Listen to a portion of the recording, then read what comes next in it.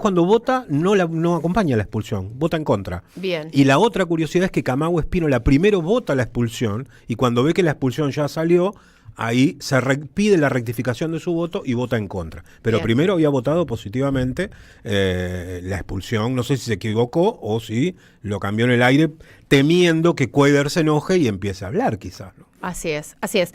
Tenemos una comunicación con respecto a este que es el tema del día, sin duda. Estamos recibiendo a la senadora nacional de Unión por la Patria de la provincia de Catamarca, Lucía Corpachi. Como siempre, un gusto saludarla, senadora. Muchísimas gracias por atendernos. No, por favor, ¿cómo están ustedes? Buenas tardes. Buenas tardes, Hola, buenas Lucía. tardes. Bueno, estábamos comentando el tema del día, ¿no? Finalmente fue expulsado Cuéllar del Senado de la Nación. Finalmente Unión por la Patria recupera, ¿no?, la banca que perdió cuando Cuéllar, podemos decir, cambió su identidad política o traicionó, bueno, la palabra que ustedes quieran poner allí. Pero lo cierto es que nos debatíamos recién, senadora, si se trató de una decisión ejemplar o si en definitiva el oficialismo lo que hizo fue acomodarse a lo que estaba sucediendo en la Cámara Alta y bueno, veían que iban a quedar muy expuestos si votaban en contra de la expulsión.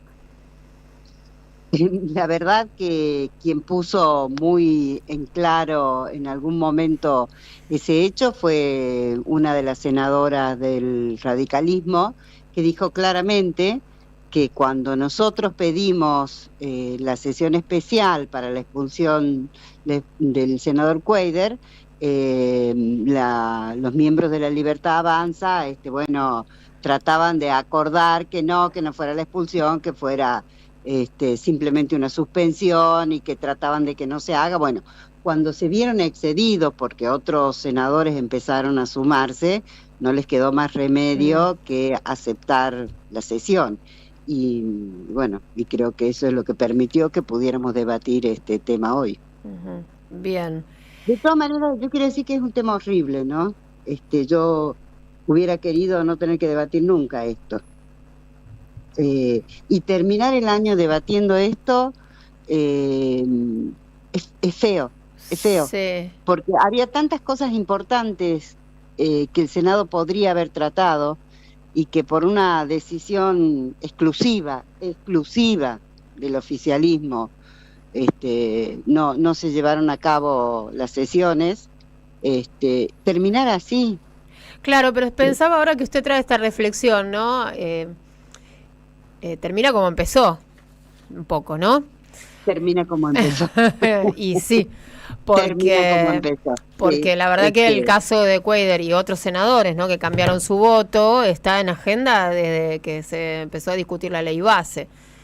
Entonces, bueno... Sí, hay cosas que, mire, el problema que se plantea, porque yo creo que en democracia alguien puede cambiar un voto, es más, puede hasta incluso en determinadas circunstancias no votar todo el bloque lo mismo, porque esa es la democracia.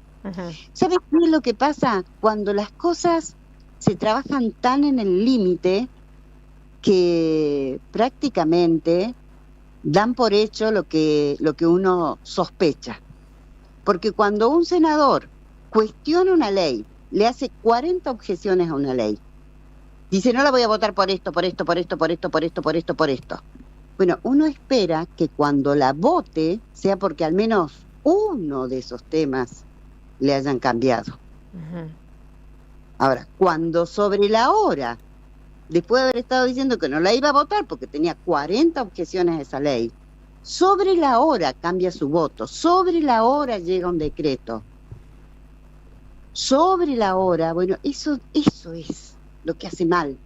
Claro, lo que empieza a sembrar de sospechas toda la tarea legislativa, ¿no? Lo que salpica a la tarea. Exactamente, exactamente. Ese es el problema, ese es el problema. Porque yo creo que hay dos problemas, ¿no? Cuando uno traiciona al espacio político al que representa, que voy a decir que la palabra por ahí traición es como demasiado dura, pero uno no acompaña lo que el espacio político al que representa decide, digo la mayoría del bloque, Pero a veces las necesidades de las provincias que gobiernan con gobiernos nacionales de la oposición son muchas, y a veces uno tiene que hacer esos acuerdos, y lo digo porque a mí no me gusta quedar como que hay uno es santo y todos los demás son malos. No, todos alguna vez hemos acordado algo en beneficio de nuestra provincia. Ajá. Me parece que ese es el secreto. Ese es el secreto, y que por supuesto que eso no sea tan perjudicial para toda la sociedad, lo que cedemos nosotros, ¿sí? Sí. Pero hay otras cosas, como esta que yo estoy diciendo, que son muy difíciles de explicarle a la sociedad. Son muy difíciles. ¿Qué tal, Lucía? ¿Cómo le va? Víctor Mastrangelo la saluda. ¿Qué tal? ¿Cómo le va? ¿Cómo Muy está? bien. Lucía, bueno, como decía usted recién, no parece ser el caso de un senador que está negociando un apoyo a una ley para obtener algún tipo de beneficios necesarios, imprescindibles o de subsistencia para su provincia. Arrancando porque él no tiene territorio. En la provincia de Entre Ríos no gobierna el peronismo. Pero además, durante la sesión hubo varios senadores que intervinieron describiendo cómo habían sido la sucesión de los hechos ese día, cuando se levanta la comisión queda planteadas las 40 objeciones de Cuéllar, se levanta, aparece Francos en el Congreso, y de golpe cuando vuelven, Cuéllar votaba a favor, y no solo votaba a favor, había puesto la firma para que tuvieran dictamen, porque si no ni siquiera tenían dictamen, si mal no recuerdo.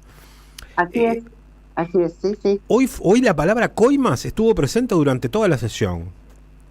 Sí. Nadie decía, no, esto de ninguna manera puede ser así.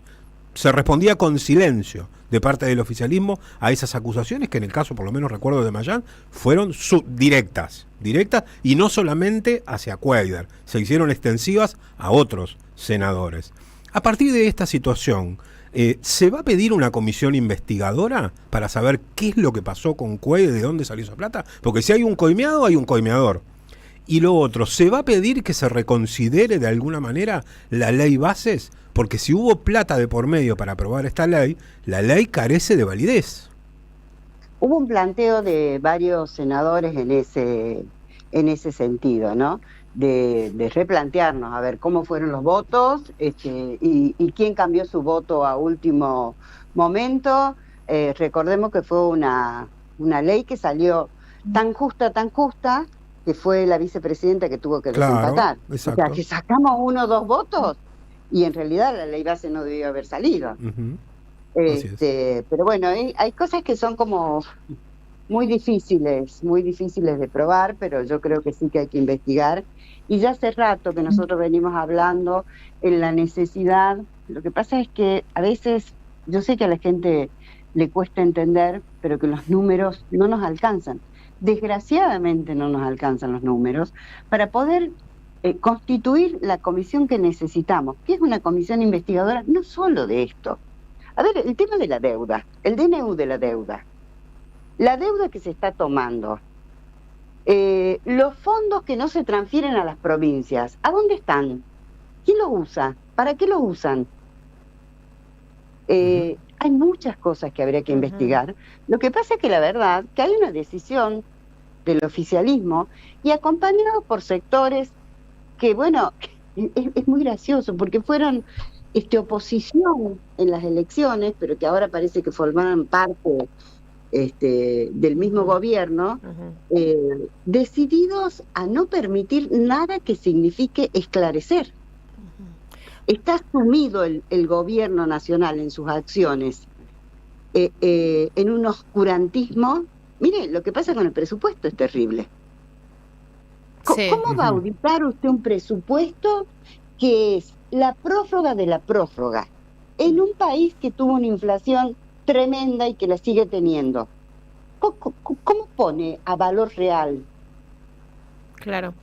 Ahora, senadora, también comentábamos al principio cuando estábamos saludando, ¿no?, a los oyentes, que por algo parecido, de hecho Cristina lo mencionó ayer, ¿no?, el tema de la Banelco, empezó a quebrarse lo que fue en ese momento el Frepaso, y luego esto para mí, ¿no?, fue el primer momento del quiebre del gobierno de Fernando de la Rúa. ¿A usted le parece que esto es algo similar a la Mire, Banelco, yo a ese momento? lo que creo que si los medios de prensa toman esto como sucedió, porque también hay que tener en claro de que los medios de prensa, muchos medios de prensa, y eso que algunos van cambiando, pero muchos medios de prensa no transmiten las cosas como son. Pero si esto la prensa le diera la trascendencia que debe darle, podríamos llegar a algo así. Lo que no hay dudas es que hoy se demostró que esta cosa de la transparencia, de la honestidad, de lo no corrupto, de lo no casta, de lo que todos los días machaca el gobierno de Milei, es mentira. Creo que eso quedó más claro que nunca. Mire, yo hoy, porque bueno, uno se pone a preparar las cosas, a ver qué es lo que va a decir, al final termina diciendo algo que no nada que ver con lo que estudió, pero estaba mirando lo que eran los fondos fiduciarios, que Milei se cansó en toda la campaña y durante su gobierno de hablar de que todos esos fondos los iba a quitar porque los degenerados de los políticos y de los gobernadores se lo metían en su bolsillo. Entonces él quería una cosa transparente. Bueno, lo sacó a todos los fondos fiduciarios. Ahora, los ATN lo maneja a gusto y discreción del Ejecutivo Nacional. ¿A quién le da? Claro. Usted mire, ¿a quién le da? Le da a cambio del voto. Exacto, sí. Es moneda de cambio, Exacto. claro, el ATN. Sí. Claro, es moneda de cambio, es moneda de cambio. En una situación en que las provincias están asfixiadas económicamente, porque nunca, yo no recuerdo que ningún gobierno haya hecho un ajuste tan enorme como el que hizo este gobierno. Ahora, hay que rediscutir algunas cosas, ¿no? Porque mire, el gobierno nacional no manda fondos para la obra pública, no manda fondos para educación, no manda fondos para salud. Es terrible lo que va a pasar el año que viene. Presupuesto Nacional no tiene partidas para medicamentos de VIH, no sé qué es lo que va a pasar con los oncológicos, no sé qué va a pasar con enfermedades crónicas como Chagas y como tuberculosis. O sea, hay un montón de cosas que como no se discutió el presupuesto, no se hablan, no se dicen, pero que van a ser graves para la salud pública. Los recortes que hizo este gobierno y de cosas que indefectiblemente se tienen que hacer cargo las provincias, bueno, hacen que el gobierno nacional esté sentado sobre un montón de dinero que los argentinos no sabemos en qué lo usa. Bueno, hay algunas cosas que parece que sí sabemos en qué las usa, ¿no? Sí. Vamos dilucidando. Los 100.000 millones de la AFI parece que encontraron algún destino en el camino, por lo menos en algún caso. Parece que encontraron algún destino. Porque en esta situación, senadora... entre ellos es grande, entonces empiezan a salir cosas. En esta situación, senadora, se suma un elemento extra que surgió hoy temprano, que es el pedido de desafuero y prisión por parte de la jueza Arroyo Salgado. Lo que va a hacer que Cuéllar en algún momento va a ser extraditado y va a hablar. Se va a tener que poner a hablar. Algo va a tener que decir. Ahí es donde van. Y bueno, creo que ese es el temor que hoy estuvo latente en muchísimos. Ese es el temor que estuvo latente en muchísimos. La verdad. Senadora Corpacci, muchísimas gracias por habernos atendido como siempre. Muy amable. No, por favor, muchísimas gracias a ustedes. Gracias. Bueno, un abrazo, chao, gracias. La senadora Lucía Corpacci, de Unión por la Patria, ella representa a la provincia de Catamarca, muy clara, ¿no? En sus afirmaciones, siempre es muy amable, nos atiende, y bueno, en un día como hoy, muy importante el testimonio de